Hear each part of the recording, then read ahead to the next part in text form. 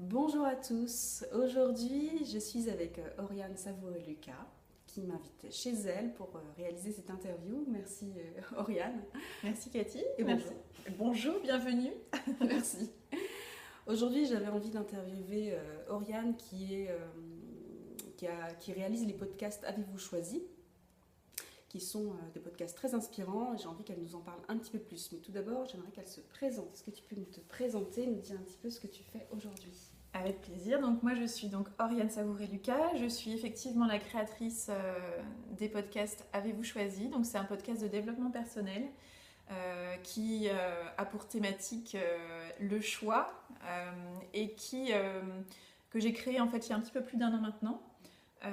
Et qui m'a aussi accompagnée finalement depuis sa création sur le chemin que j'avais en cours de ce projet de me lancer à mon compte en tant que coach, hein, puisque je suis coach à mon compte depuis quelques mois maintenant.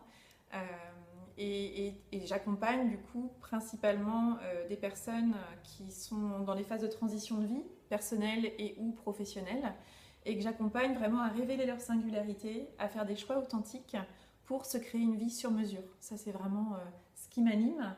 Et à travers, en fait, le podcast Avez-vous choisi, j'ai à cœur à la fois de proposer donc chaque semaine un épisode où j'alterne une semaine un billet sur une thématique en fait qui va venir questionner l'auditeur autour de voilà d'une thématique autour du choix. Et la semaine suivante, je propose une interview, une conversation avec une personne que je trouve inspirante dans son rapport au choix et comment ce rapport au choix a pu se matérialiser dans son parcours personnel et professionnel.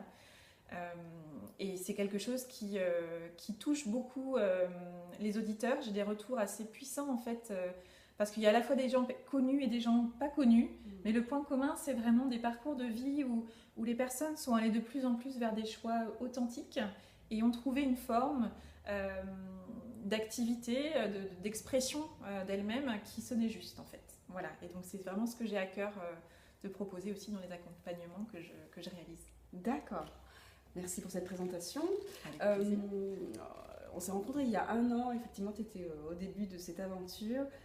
Je trouvais ça déjà hyper inspirant, en fait, cette idée de réaliser des podcasts sur cette question du choix. D'où t'es venue cette idée-là? En fait, c'est la question qui me vient là. Alors en fait, moi je me définis vraiment comme une serial choisisseuse dans ma vie. Et le choix, fondamentalement, c'est une question qui m'accompagne depuis que je suis très petite en fait. Et j'ai toujours été passionnée par écouter l'histoire des gens, de la personne que j'avais en face de moi et de comprendre quelle était la somme des choix qu'elle avait fait jusqu'à aujourd'hui et qui faisait qu'elle était là où elle en était dans sa vie, là aujourd'hui, voire même physiquement. Qu'est-ce qui faisait qu'elle était là physiquement dans sa vie? Et du coup, et là c'est un peu rétrospectivement, je me perçois que j'ai fait beaucoup de choix dans ma vie, des choix qui étaient des choix affirmés, c'était pas des choix par défaut. J'ai pris conscience il y a finalement pas si longtemps que ça, que c'était souvent sur ces sujets-là qu'on venait me questionner, qu'on voulait avoir mon avis régulièrement, voire un conseil, ou en tout cas une écoute sur, bah écoute, je sens que je suis dans une phase de ma vie là où ça bouge un peu, où je sais ce dont je ne veux plus, où je sais ce dont je ne veux pas, mais je sais pas trop où aller. Et surtout, avec moi, ce qui me fendait le cœur avant que je me lance aussi dans le coaching, notamment sur ces questions de choix, c'était d'entendre des personnes me dire, bah, de toute façon, j'ai pas le choix, je sais pas choisir, j'ai toujours peur de faire le mauvais choix, donc du coup, je fais rien, c'est plus sécurisant presque. Et du coup, voilà, ça me peinait en fait, pas par jugement voilà, de la façon dont ces personnes menaient leur vie, mais plutôt parce que je ressentais une vraie douleur en fait dans cette difficulté à, avancer face au choix et du coup à avancer dans leur vie. J'ai rencontré beaucoup de personnes qui souffraient en fait d'être dans une phase un peu de stagnation, de constater cette stagnation et en même temps de ne pas avoir les clés, de ne pas avoir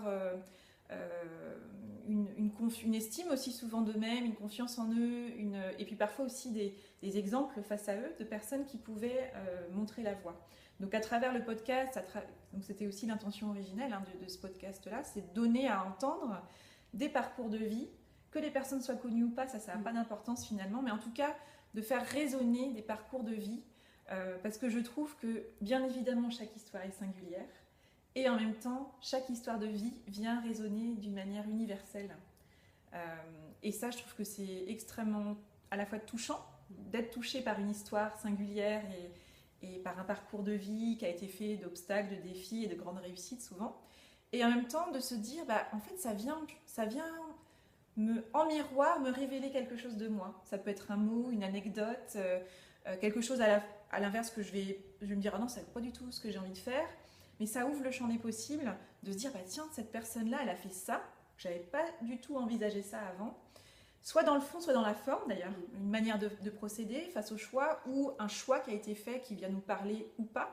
Tout ça, c'est autant d'indicateurs en fait sur comment est-ce que moi j'ai envie d'avancer dans ma vie. Oui, je trouve ça hyper intéressant parce que justement, on peut être inspiré par des parcours qui ne pourraient ne pas nous inspirer. Finalement, et moi j'ai rencontré ça effectivement, de lire des livres que je n'aurais pas imaginé lire un jour et d'être inspiré par juste une petite touche finalement dans ce que la personne a réalisé. Tout à fait. Et ça, je trouve que c'est extrêmement puissant et ça vient vraiment confirmer ce qui pour moi est un fondamental dans la vie, c'est en quoi la personne en face de moi est avant tout un miroir pour moi. C'est-à-dire que cette personne-là m'inspire ou m'agace, c'est pas la personne elle-même en fait, c'est ce qu'elle dégage, ce qu'elle a dit à ce moment-là ou ce qu'elle a fait à ce moment-là, qui moi vient me parler. Ça peut me frotter, ça peut me gratter, ça peut m'énerver, ça peut m'inspirer, ça peut me faire des grands waouh, ça peut me faire un grand mais qu'est-ce que c'est que ce truc? Et en fait, tout ça, ça dit rien finalement de la personne en face de nous. Ça ne parle que de nous et c'est autant d'informations. Et ça, je trouve que c'est ça que j'ai vraiment envie de communiquer, y compris aux plus jeunes. C'est un discours que j'aime tenir aux étudiants qui me disent mais moi je sais pas quoi faire, je sais pas quel métier choisir. Mais en fait, quand on ne sait pas ce qu'on veut faire, c'est déjà d'affiner ce qu'on ne veut pas. Et c'est déjà un premier pas vers soi, de se dire, en fait, j'écoute autour de moi, j'ouvre grand mes oreilles, j'ouvre grand mes yeux, et je suis curieux, en fait. J'ai pas la peur de me dire, il faut absolument que je fasse le bon choix, et si je me plante, ma vie est finie. C'est plutôt d'être curieux de, tiens, comment cette personne-là que je rencontre aujourd'hui a avancé dans sa vie, quel choix elle a fait, et en quoi ça m'inspire, soit pour avancer dans son chemin, ou à l'inverse pour faire différemment et me dire en fait j'entends et visiblement ça lui a convenu ou pas, mais pour moi c'est pas mon chemin. Et tout ça c'est plein d'informations qui viennent nourrir nos propres choix et nos propres réflexions. Oui. Est-ce que justement toi dans ton parcours les choses étaient évidentes ou est-ce que ça s'est fait naturellement?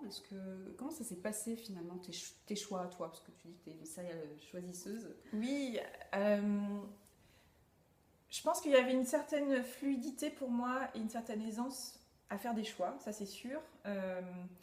Donc j'ai pas forcément eu conscience du nombre de choix et parfois de l'importance des choix que je faisais.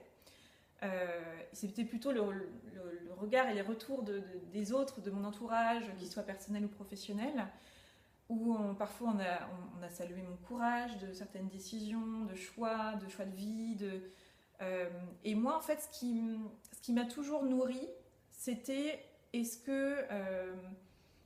en fait, j'ai l'habitude de dire que je suis en CDD avec tout.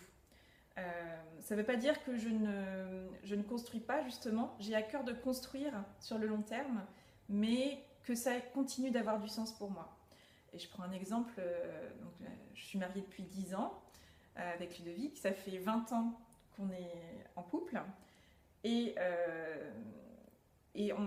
on s'est jamais promis qu'on était ensemble pour la vie, en fait. Et pourtant, c'est un espoir mais qu'on construit chaque jour. C'est-à-dire qu'on questionne aussi régulièrement à chaque fois qu'on fait notre anniversaire, soit de couple, soit de mariage.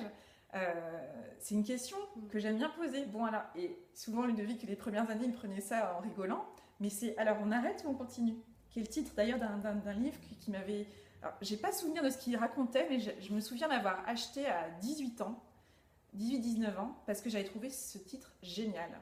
Et en fait, moi, c'est vraiment une question que je me pose, surtout, parce qu'en fait, je suis très attentive à pas tomber dans un phénomène d'habitude et même d'habituation à des situations qui peuvent ne plus nous convenir. Et en fait, je trouve que c'est très, très dangereux, potentiellement, d'être dans des vies où en fait on est dans on fait comme ça, et cette phrase, moi qui m'a toujours crispée, je fais comme ça parce qu'on a toujours fait comme ça, ou j'ai toujours fait comme ça. Alors si c'est j'ai toujours fait comme ça, j'ai toujours fait comme ça parce qu'il me convient, c'est super. Par contre, si c'est j'ai toujours fait comme ça, parce que j'ai toujours fait comme ça, en fait, je me suis même pas interrogée, et en fait, peut-être que même en m'interrogeant, je m'aperçois que ça ne me convient plus. Peut-être que ça m'a convenu un temps, mais ça ne me convient plus. Et donc, moi, j'ai aucun problème avec des personnes qui ont fait des choix une fois et qui le poursuivent. J'en suis une preuve, ça fait 20 ans que je suis avec le même homme que j'aime de tout mon cœur. Mais par contre, c'est pas un projet au départ de dire je vais rester toute ma vie avec le même homme, comme si c'était en fait l'objectif en soi. Et en gros, si c'est une galère, tant pis, mais je m'y accrocherai quand même. Donc c'est plutôt comment est-ce que, si j'ai cet espoir-là, parce que c'est un homme qui est important pour moi et que je l'aime et que j'ai envie qu'on entretienne cette belle relation, concrètement dans mes actions, dans mes choix, comment est-ce que je viens nourrir ça en fait. Donc de ne pas être déjà dans je m'accroche à cet objectif que je me suis mis et mon choix il est irréversible, ce fameux vous êtes mariés qu'on entend dans les films pour le meilleur et pour le pire, et puis jusqu'à ce que la mort vous sépare. Mon Dieu, déjà quel espoir là-dedans, moi je sais pas, voilà, il manque pour moi un bout, c'est à condition que vous en ayez toujours envie et qu'il y ait du rire et qu'il y ait de la joie et que voilà, et que du coup vous preniez les choses en main pour nourrir ça. Ça oui, d'accord. Donc voilà, donc en fait pour revenir à ta question, le choix pour moi, ça a été toujours fluide avec ce questionnement, est-ce que ça a toujours du sens pour moi? Et si oui, génial. Donc j'ai souvent revalidé des choix en fait. Il ne s'agit pas non plus, parce que je dis que je suis en CDD avec tout, de tout changer tout le temps. Pas du tout. Et ça c'est très important, et c'est ce que j'explique beaucoup aussi dans mes accompagnements et dans le podcast. C'est un message pour moi qui est important. Il ne s'agit pas de faire table rase du passé, ni de vouloir tout transformer. C'est au contraire d'être très au clair sur qu'est-ce que je veux conserver, qu'est-ce qui a encore du sens pour moi, et qu'est-ce que je cherche à l'inverse à faire évoluer, parce qu'aujourd'hui, ça n'a plus de sens pour plein de raisons. Ça n'a plus de sens du tout, et donc je vais changer tout, ou c'est plus très juste en fait, il y a un truc qui est plus très juste, ça l'a été à un moment donné, mais ça ne l'est plus. Donc par contre maintenant la vraie question c'est qu'est-ce que moi je fais concrètement en termes d'action, qu'est-ce que je pose en action pour faire évoluer les choses. Voilà. Et donc en fait finalement les choix que j'ai faits, ils étaient surtout mus par cette question de est-ce que ça a encore du sens pour moi. Et ça allait de, comme je te disais tout à l'heure, du choix d'aller dans tel cursus scolaire, de faire telles études, après de faire tel métier, et de savoir me dire est-ce que c'est encore juste, et si ça ne l'est plus, il n'y a là encore pas de jugement à avoir, c'est plutôt ok, donc là c'est plus juste, donc qu'est-ce que je fais par contre maintenant pour m'aligner davantage avec la vie que j'ai envie d'avoir en fait. Effectivement, j'entends que dans ton parcours et dans le message que tu veux faire passer, c'est qu'il n'y a rien de nécessairement acquis. Il y a toujours des questionnements à avoir sur les choix que l'on pose, régulièrement en tous les cas. En fait, ça me fait penser aux objectifs que l'on se pose pour justement quand on est entrepreneur, on se pose des objectifs. Et puis régulièrement, on refait le point pour savoir si c'est juste, si ça fonctionne, si ça fonctionne pas, si c'est aligné avec nous, si ça ne l'est plus. Et c'est finalement ton parcours, il est pointillé de ça en fait. De A à Z, quoi. Oui. Et ce qui est très important avec ce terme, effectivement, d'objectif, c'est que tu parles des entrepreneurs, mais c'est aussi souvent le cas quand on travaille dans une entreprise, où on fixe des objectifs, on revisite les objectifs. Et en fait, c'est d'avoir... Moi, je suis fondamentalement une chef de projet, en fait. Ça a été mon métier fil rouge, on va dire. Et en tant qu'entrepreneur, aujourd'hui, c'est aussi une compétence importante. C'est, oui, on se fixe un objectif, mais ça ne sert à rien de rester accroché à un objectif...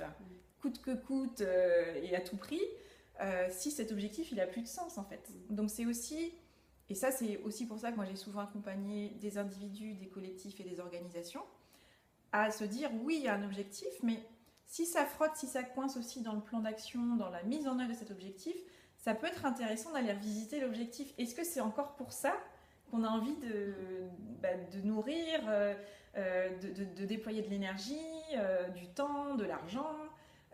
Peut-être qu'en fait notre objectif il a eu du sens il y a un an et il nous a amené là où on est aujourd'hui, et aujourd'hui c'est le bon temps pour redéfinir cet objectif pour qu'il soit plus juste. Alors ça ne veut pas forcément dire faire un 180 degrés, mais par contre peut-être que ça va être beaucoup plus facile du coup en termes d'énergie à déployer. Bizarrement le plan d'action va être beaucoup plus fluide si on change un paramètre dans notre objectif, si on incline un petit peu différemment le cap qu'on s'est donné.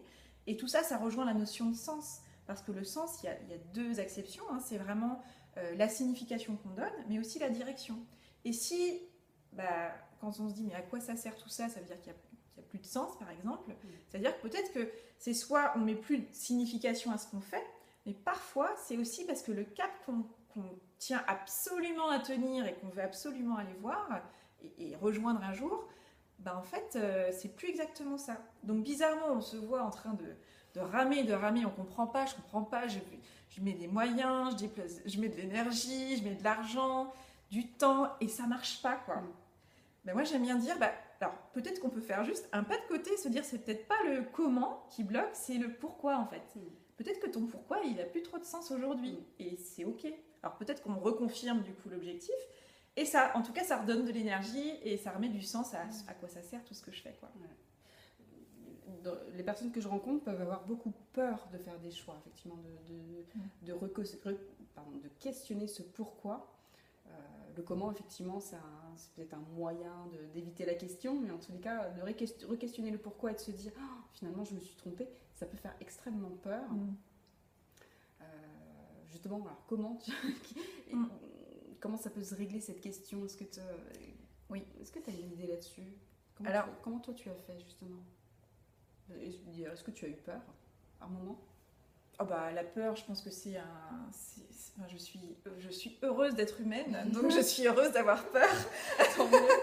Donc oui, il y a eu de la peur, bien évidemment, dès qu'on part vers une nouvelle aventure, il y a toujours de la peur, et c'est plutôt bon signe aussi. C'est-à-dire que c'est aussi un indicateur que je ne sais pas tout faire ce qui m'attend, et en même temps, moi vraiment mon critère du coup pour le choix, c'est la joie que je ressens. C'est cette sorte d'alignement intérieur où je me dis ce projet-là, il y a plein de trucs, mais je ne sais pas du tout comment je vais m'y prendre. Mais par contre, je sens fondamentalement que la joie que je ressens à l'idée de mener ce projet-là est plus forte que la peur, que je ne veux pas voir me bloquer complètement. Donc je veux l'entendre, cette peur-là, parce qu'elle m'envoie plein de signaux hyper utiles. Par contre, j'ai envie d'honorer la joie que je ressens à imaginer réaliser ce projet que j'ai en tête, et de donner sa juste place à la peur. Et souvent, la peur, c'est notre cerveau, c'est notre mental, etc. Donc, j'ai aussi envie d'honorer en premier mon intuition, mon cœur, quand je l'ai un petit peu travaillé, voilà, et accueilli. Et que du coup, mes peurs, elles viennent m'aider à structurer mon projet sur le comment. C'est-à-dire moi, je dis souvent, je suis courageuse, je ne suis pas téméraire. Et ça, c'est vraiment une phrase qui m'accompagne souvent, y compris dans comment est-ce que je trouve un rythme, une cadence qui est juste pour moi, où je veille à ne pas aller trop lentement, parce que je m'aperçois que c'est juste mes peurs qui font que j'avance pas, donc ça c'est pas juste non plus, mais de pas chercher non plus à dire mais non, mais tu vas voir, ça va être génial et tout, et de pas écouter les bons indicateurs que m'envoie ma peur, parce qu'il y a des choses qui sont j'ai besoin d'écouter un tempo qui soit juste pour moi, d'honorer une cadence qui soit juste pour moi, en équilibrant la joie d'y aller et la confiance que j'ai qu'au final je vais trouver un moyen d'y arriver, et de prendre en compte derrière cette peur, il y a quoi? Il y a ce que je veux préserver en fait de ma vie aussi, d'aujourd'hui, et je veux pas faire un reset en fait de tout. Et souvent je pense que dans la peur de faire des choix, derrière, il y a aussi la croyance que finalement, tout ce que j'ai fait avant n'a servi à rien. Et il y a un petit peu la peur de se confronter, de se regarder face à un miroir et de dire mais en fait, t'as perdu tout ce temps-là en fait. Et moi, je mets vraiment, et alors ça c'est s'il vous plaît, c'est un message qui pour moi est hyper important, c'est que tout ce qu'on a vécu est juste. Mais vraiment, ça avait du sens à ce moment-là. C'est une croyance, mais c'est une conviction profonde que j'ai, que c'est ce choix qu'on va faire aujourd'hui, il est face à nous parce qu'on a vécu tout ce qu'on a fait. On est vraiment la somme de tous les choix qu'on a fait. Et moi, c'est ce qui me passionne depuis que je suis gamine, de comprendre ce qui fait qu'on est là où on en est dans nos vies. Et on est là parce qu'on a fait une somme de choix. Alors des fois, on a fait le choix d'être choisi, on a fait le choix de ne pas choisir, on a fait le choix des choix conscients et affirmés. Voilà, ça prend plein de formes différentes. Mais il n'empêche que tout ça, ça a construit notre chemin et à nous permettre d'arriver là où on en est aujourd'hui. Donc surtout, ne renions pas ce qu'on a vécu, les choix qu'on a fait avant. Notre passé, il a été juste à ce moment-là.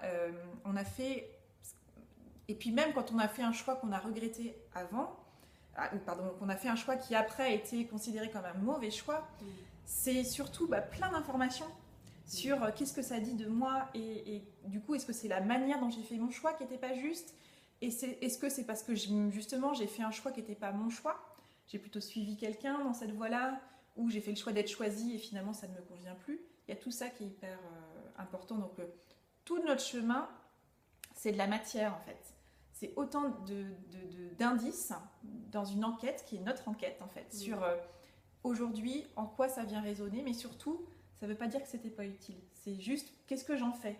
Ça devient inutile si on s'en sert pas en fait. Et ça pour moi c'est toute notre histoire, c'est un terreau pour la suite en fait. Et ce qui est dommage c'est de pas biner un peu tout ça de temps en temps et de se dire attends mais comment je peux quelle leçon en fait, quel apprentissage je retire de tout ce que j'ai vécu et ce qu'on appelle nos mauvais choix, justement allons les réexaminer avec notre lobe frontal et notre petite loupe d'inspecteur parce que c'est plein d'infos, c'est hyper riche. Ça dit, parce qu'aujourd'hui on considère que c'est un mauvais choix, qu'est-ce que ça dit de l'évolution que j'ai eue en fait et puis surtout peut-être des choix que je n'ai pas envie de refaire ou des modalités que j'ai envie de modifier. Et là, si on tire ces apprentissages-là de ce mauvais choix, alors ça devient un choix qui nous a aidés en fait à avancer avec plus d'authenticité sur notre chemin.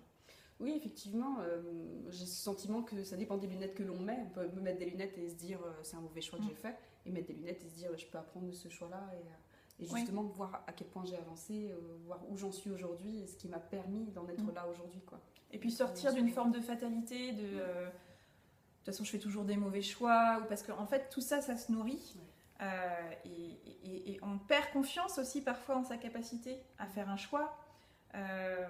Et on laisse un peu tomber à l'avance finalement. Et ça c'est dommage parce que je pense que fondamentalement, comme je disais tout à l'heure, c'est de la matière, c'est un matériau qu'on a qui est à notre disposition en plus, c'est notre histoire.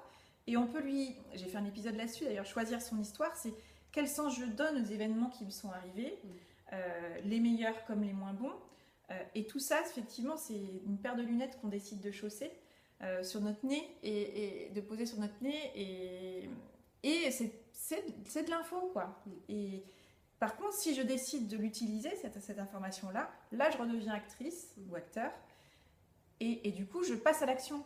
Parce que je ne suis pas juste en train de me complaire ou de rester enfermée dans ah là là, j'ai fait mauvais choix. Ok, ça aujourd'hui, on fait ce constat-là ou cette analyse-là.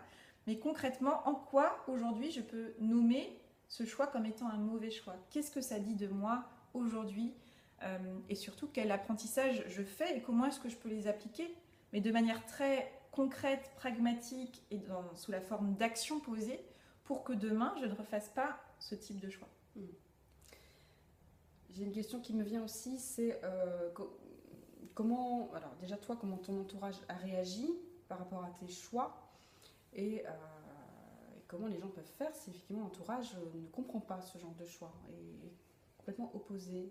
Est-ce que ça t'est déjà arrivé de rencontrer des personnes qui étaient dans cette situation? Oui, alors après c'est toujours pareil, et c'est tout l'intérêt je trouve de la question du choix, c'est qu'il y a ce qu'on appelle les petits et les grands choix. Moi ce que je trouve très intéressant quand on n'est pas à l'aise avec les grands choix de vie, c'est d'entraîner son muscle au choix dans son quotidien. Et j'ai fait un épisode par exemple sur le choix au restaurant. C'est un super lieu d'exercice pour changer sa manière de choisir, tester des choses, parce que l'enjeu, on est d'accord, il est assez minime. Mais par contre, c'est hyper intéressant de prendre un petit peu de recul et de s'observer, choisir au restaurant. Et surtout, la vraie question, c'est est-ce que ça me convient ou pas? C'est-à-dire, est-ce que le résultat, je suis plutôt dans la satisfaction, dans l'insatisfaction? Et donc tout ça, d'aller le travailler. Donc c'est pour ça que dans la vie, il y a les petits choix du quotidien où on met moins d'enjeux. Et puis il y a les grands choix.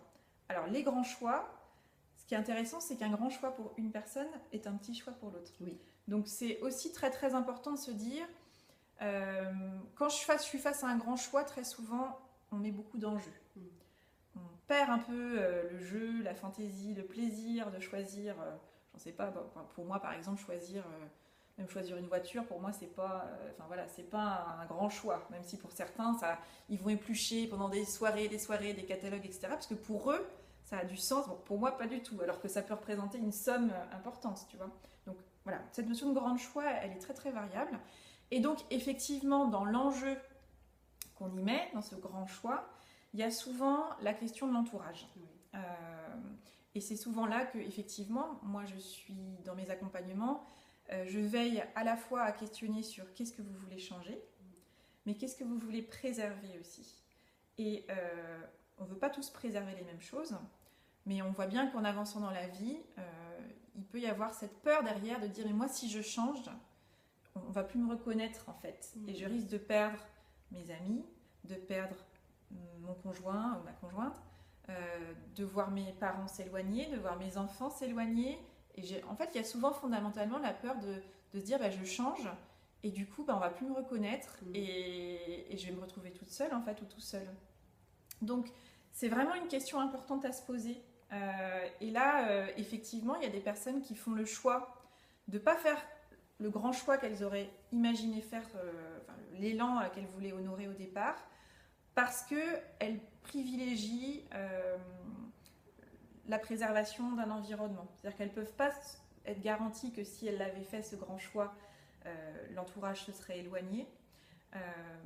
Mais ça fait partie d'un risque qui est trop grand à prendre pour cette personne-là, donc elle fait le choix de rester là où elle est. Et ça, c'est ok aussi. C'est-à-dire que moi, encore une fois, les seuls juges des choix, c'est les personnes elles-mêmes. Ne pas changer, c'est tout à fait ok si ça a du sens pour soi. Et si parce que tout simplement, notre situation nous convient. C'est juste, moi, ce que je trouve intéressant, c'est d'aller revisiter ces choix pour aller juste revalider le fait qu'on est bien à la bonne place. Et du coup, on sort de la posture de victime. On ne peut plus se plaindre de notre situation puisqu'on l'a rechoisie. On est à nouveau dans les chaussures de la personne qui agit, qui a... Bah voilà, j'ai reconsidéré un peu tout ça, toute ma vie, alors que je trouvais que mon couple, ça n'allait plus, qu'avec mes enfants, franchement, c'est la cata, que mes amis, je ne les vois pas, et qu'il faudrait que je fasse juste... si je change de vie professionnelle, tout va changer, tout va s'améliorer. Bah en fait, si on revisite en se disant, bah finalement, je peux peut-être m'investir différemment dans mon quotidien tel qu'il est aujourd'hui, et ça va me donner l'énergie de me réinvestir dans mon boulot tel qu'il est aujourd'hui, sans tout changer, et en même temps en préservant ce qui est important pour moi, c'est-à-dire mon foyer, et ben c'est génial. Donc surtout, en surface, on a l'impression qu'il n'y a rien qu'à changer, c'est-à-dire que la personne n'a pas changé de boulot, elle n'a pas changé de famille, elle n'a pas fui, mais elle a fait le choix de rester, et je suis... Alors là, je prends un exemple un peu hors sol, mais j'ai rencontré des personnes comme ça qui, justement, ont rechoisi leur quotidien. Et ça change tout. Parce que du coup, tu te dis, bon, bah alors là, maintenant, ma cocotte ou mon coco, bah, c'est ton choix de rester là. Donc tu l'investis, ce quotidien. Et comment je sors d'une posture de victime, et puis voilà, de ce fameux triangle aussi. Donc voilà, ça peut être... donc pour moi, prendre en compte l'environnement, l'entourage, c'est très important. Et dans le même temps, quand il y a un appel profond d'un changement qui a du sens pour soi, c'est pour ça que moi je parle de révéler ses singularités et ses choix authentiques, parfois faire un choix authentique qui nous appelle profondément, parfois depuis des années, ça peut vouloir dire et ça peut vouloir signifier prendre le risque qu'il y ait du monde qui s'éloigne en fait. Et là, c'est vraiment un questionnement à avoir avec soi. Il n'y a pas de bonne ou de mauvaise réponse. C'est finalement qu'est-ce qui me coûte le plus en fait, et qu'est-ce qui m'importe le plus aujourd'hui, et comment est-ce que je crée un environnement, y compris comment je m'entoure de personnes qui vont me mettre dans une énergie qui va me permettre d'honorer ce projet qui me tient à cœur. Donc parfois l'entourage il suit complètement parce qu'il sent cet alignement et il sent cette authenticité et il sent que pour que cette personne soit épanouie, c'est important qu'elle aille sur ce chemin-là. Donc ça peut faire un peu grincer, ça peut questionner, ça peut surprendre. Mais s'il y a une demande, moi j'apprends beaucoup à mes enfants à formuler des demandes par exemple. Si on demande à son entourage qui est si précieux pour soi, voilà, moi j'ai besoin d'avancer, mais j'ai besoin d'avancer avec vous. Vous n'allez peut-être pas tout comprendre, mais j'ai besoin au moins de vous avoir à mes côtés, de sentir l'amour que vous me portez et juste de me soutenir à votre façon, à votre niveau. je suis persuadée que ça peut toucher le cœur des personnes qui nous entourent, qui ne comprennent pas forcément le choix qu'on fait, mais qui ont à cœur de nous soutenir, quoi qu'il arrive. Voilà. Et puis aussi, parfois, ça crée des situations de rupture. Mais là encore, ce qui est intéressant de questionner, c'est est-ce que, en honorant ce projet-là, je vais vers moi, de manière plus authentique, et du coup, j'invite aussi mon entourage à avancer sur ce chemin-là? Ou est-ce que, en me disant, il faut que j'écoute mon entourage, et je ne veux pas leur faire peur, et je vais les rassurer, et du coup, je mets un mouchoir sur ce qui est important pour moi, et quelque part, là, il y a une partie de moi qui meurt un petit peu à l'intérieur, alors peut-être à feu tout doux au départ, mais quelque part, en faisant ce choix-là, on peut se dire, je le fais par amour pour mes proches, ou pas. Parce que finalement, qu'est-ce que j'envoie comme message aussi quand on a des enfants, par exemple, moi, depuis que je suis maman, j'ai à cœur aussi d'incarner les messages que je porte. Et ce que je souhaite à mes enfants, c'est qu'ils soient eux-mêmes complètement, qu'ils se sentent épanouis dans les choix qu'ils vont faire demain. Donc, c'est important que j'incarne ça aussi. Voilà, donc du coup, l'entourage, effectivement, il peut ne pas comprendre. Et ça peut vouloir dire, là, aujourd'hui, je fais le choix d'aller vers ce qui sonne juste pour moi profondément. Et ça peut peut-être vouloir dire au revoir à certaines personnes dans mon entourage, plus ou moins proches. Et ça n'a pas besoin non plus de se faire dans la douleur, en fait. Mais il faut que ça ait du sens. Voilà, c'est pour ça que j'aime bien parler de où est la joie, où est la peur, et qu'est-ce qui est le moteur, en fait. Et il ne faut pas forcer les choses non plus, mais je crois fondamentalement que c'est important de choisir d'honorer ce qui est profondément juste en nous. Ok. Très inspirant. Est-ce que, pour terminer, est-ce que tu aurais 2-3 conseils à donner à une personne qui justement est aux prises avec un choix? Même si tu as donné plein de conseils là déjà, mais est-ce qu'il y a, pour résumer peut-être Alors, ce qui est intéressant quand une personne est aux prises avec un choix, ce que je constate en tout cas, moi j'aime bien dire que je ne donne pas des conseils, je partage plutôt des constats que j'ai pu faire soit avec moi-même, soit dans mes échanges avec des personnes, parce que le conseil, c'est voilà, on prend pas. Et c'est très personnel, je vous parle depuis ma fenêtre et avec mon prisme, donc ça, voilà. Et ma paire de lunettes à moi. Donc, ce que je constate très souvent quand on est aux prises avec un choix, c'est que le choix, il est déjà fait. Okay. En revanche, on n'assume pas les conséquences du choix. Et ça, vraiment, je le constate parce que, voilà, ça revient à ce que je disais sur l'enjeu. On met beaucoup d'enjeux. Et quand on dit j'ai pas le choix, par exemple, on a toujours le choix. Et ça, pour le coup, c'est aussi une conviction profonde que j'ai. On a toujours le choix. C'est juste que faire un autre choix nous paraît inconcevable parce que, pour le coup, on n'imagine pas du tout assumer d'autres conséquences que celles qu'on est prête à assumer. Donc là, ok, j'entends la phrase « je n'ai pas le choix », mais c'est pas « je n'ai pas le choix », c'est « je fais uniquement ce choix-là parce qu'il est hors de question que j'assume d'autres conséquences que celle-ci ». Et ça, c'est vraiment important parce que ça libère aussi pas mal. Donc, c'est de se dire, en fait, j'ai le choix, mais qu'est-ce qui me fait peur aujourd'hui dans ce choix-là? Parce qu'en fait, si je choisis, si j'écoute profondément, on met le mot qu'on veut, mes tripes, mon intuition, mon cœur, j'ai envie de quoi? Et alors ça, parfois, c'est très long aussi à faire émerger de qu'est-ce que je veux vraiment. On sait souvent ce qu'on ne veut plus, ce dont on ne veut pas, mais savoir mettre des mots sur ce dont on a envie, c'est pas toujours très très clair. Donc parfois, quand on dit oui, je suis embrouillée, je suis au milieu d'un truc là, moi je dis toujours c'est une bonne nouvelle, c'est qu'il y a un changement en cours qui a envie de prendre forme et qui va émerger à un moment donné. Mais de se dire, je sais pas choisir, on envoie ce message-là en fait à notre fonctionnement, à notre système interne aussi. Donc c'est parfois simplement de poser sur le papier. Si dans un monde idéal, je ferais quoi, en fait, par rapport à cette situation? Et encore une fois, ce grand choix, il peut prendre la forme de plein de choix différents. Et ça peut être une destination de vacances, ça peut être qu'est-ce que je fais comme étude l'année prochaine, ça peut être est-ce que je me marie ou pas avec cette personne, ça peut être est-ce que je postule ou pas pour ce boulot. Voilà, toutes ces questions qui nous taraudent par rapport à ce choix à faire, etc., on peut les écrire, déjà pour juste les observer, pas qu'elle nous pollue l'esprit matin, midi, soir et nuit généralement. Oui. Donc de poser tout ça, c'est qu'est-ce qui aujourd'hui me tourne dans l'esprit, donc de poser tout ça sur le papier et de se dire ok, c'est quoi le choix qui est face à moi, donc de formuler aussi la question Oui. autour de laquelle on tourne et que parfois on n'a pas formulé d'ailleurs. On sent qu'il y a un choix à faire mais on ne sait pas vraiment sur quoi, donc c'est un peu compliqué. Donc moi je vous invite déjà à clarifier sur qu'est-ce que j'ai envie de choisir aujourd'hui, qu'est-ce qui me tarabuste là, Qu'est-ce qui pose problème? voilà, qu'est-ce qui pose problème, qu'est-ce qui est devenu trop inconfortable, voilà. Et du coup, quelles sont les options auxquelles je fais face, voilà. Et donc déjà de se dire, là je sais pas choisir, je vois pas, peut-être qu'en fait le panel de choix que vous avez face à vous, il n'est pas suffisant.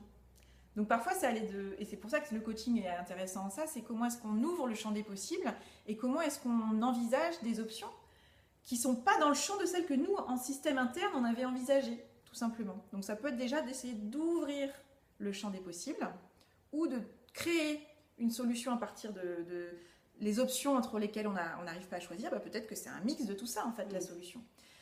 Donc voilà, donc souvent c'est le choix. Donc sur quoi j'hésite aujourd'hui? Vraiment, je me pose la question. Qu'est-ce qui me taraude avec tous ces choix-là? De le poser noir sur blanc et pareil, de mettre noir sur blanc les options qui sont envisageables aujourd'hui pour moi, de voir comment est-ce qu'on peut éventuellement les agrandir. Et quand on me dit encore, mais moi vraiment je ne sais pas choisir, je dis quelle est la conséquence du choix pour chacune des options que vous avez envisagées, que vous n'assumez pas aujourd'hui, qui vous fait trop peur. Et après c'est intéressant d'aller explorer tout ça. Ouais, mais fondamentalement, très souvent, quand on est sur un grand choix et que la personne vous dit je ne sais pas quoi choisir, j'arrive pas à choisir, j'ai pas le choix, c'est ça qu'il faut que je fasse. Très souvent, en fait, il y a un autre choix ou il y a un choix qui est déjà là, à l'intérieur. Et c'est juste s'autoriser à l'exprimer. Et c'est pas parce qu'on formule un choix qu'on va le faire. Ça aussi, je le dis souvent. Tester, juste de dire... Alors, ça peut être à soi-même, mais je trouve que c'est bien de l'extérioriser, donc même quand on est seul. Et on peut tester aussi de partager avec quelqu'un qui est bienveillant avec nous-mêmes. J'ai cette idée-là qui me trotte dans la tête, j'aimerais bien t'en parler. Ça ne veut pas dire qu'on va le faire, mais déjà de l'exprimer, de voir comment ça résonne en soi. C'est vachement intéressant. Voir ce qui se passe, quoi. Exactement. Et par contre, j'insiste de le faire dans un cadre bienveillant, avec quelqu'un qui ne va pas tout de suite me dire t'es folle ou t'es fou. Non, juste, j'ai besoin que tu écoutes, formuler une demande d'écoute, pas d'avis ni de conseil, mais juste, j'ai besoin que tu m'écoutes sur ça. J'ai envie de tester un peu mon idée là. Est-ce que tu es OK pour ça? Et puis, voilà, de se dire, finalement, peut-être que mon choix, oui, je l'ai déjà fait. Et donc, moi, je trouve qu'il y a un système qui fonctionne très, très bien. C'est le pile ou face, par exemple. Ou le pendule. Là, j'en avais parlé avec Florence Servan-Schreiber, le pendule, le test du pendule, de se dire, en fait, je pose ma question. Et je dis, s'il se passe ça, ou par rapport à des événements, si je sais pas, dans 5 minutes, la porte s'ouvre ou la sonnette sonne, ou j'en sais pas, du coup, je décide ça, je fais tel choix. Alors ça paraît totalement fou, mais en fait ce qui est intéressant, c'est pas tant le résultat, c'est la réaction qu'on va ressentir. Oui. Parce qu'en fait, et là en plus ce qui est rigolo, c'est qu'on ramène du jeu, là on met beaucoup d'enjeux. Et il y a un truc un peu fun, donc genre si j'arrive à faire tel truc en moins d'1 minute, je décide ça, si c'est ça. Et c'est intéressant de voir ce qui se passe en fait. De ramener un petit peu de plaisir. Ramener du plaisir, un peu de fun, et puis de voir ce qui se passe. Et puis surtout de se dire, en fait oui, quand je découvre ce résultat-là, est-ce que ça fait plutôt bof? Est-ce que ça fait « ah, trop bien » Ou est-ce que ça fait « ouais, je sais pas » ou alors « ah non, pas du tout ». Et du coup, là, on ne sait toujours pas vraiment comment on va y aller sur ce choix-là, mais on a déjà un indicateur sur notre fameux pourquoi, en fait. Et surtout sur est-ce que ça a du sens? Et oui, je ne sais pas exactement comment je vais faire. Et oui, j'ai peur de plein de trucs, mais bon, allez. J'ai envie d'honorer ce sentiment de grande joie, par exemple, qui m'a traversée quand j'ai découvert que c'était pile et que j'avais dit que si c'était pile, je faisais ça. Et là, waouh, trop bien. Donc le comment, je ne sais toujours pas, ça n'a pas répondu à ma question du comment, mais par contre, ça vient confirmer qu'il y a peut-être quand même quelque chose à aller explorer. C'est déjà le début, c'est un commencement en tous les cas. C'est ça, et c'est un super indicateur de, moi, ce qui pour moi est le critère numéro 1 d'un choix authentique, c'est la joie profonde qu'on ressent à l'idée d'avancer. Ok. Eh bien, je te remercie, Lauriane. C'était une interview super inspirante. J'espère qu'elle vous plaira. Je mettrai en dessous de la vidéo justement les liens du podcast pour que les gens aillent regarder, écouter, parce que c'est un podcast. Oui. On peut écouter n'importe où, donc ça c'est top. Voilà, donc n'hésitez pas à commenter, à dire ce que vous en pensez, si vous aussi vous êtes aux prises avec un choix. Et je vous dis du coup à très vite. Merci Oriane, à bientôt. Merci beaucoup Cathy. Et puis, et si vous choisissiez tout? Essayons. Essayons. Allez, à bientôt. À bientôt. Merci.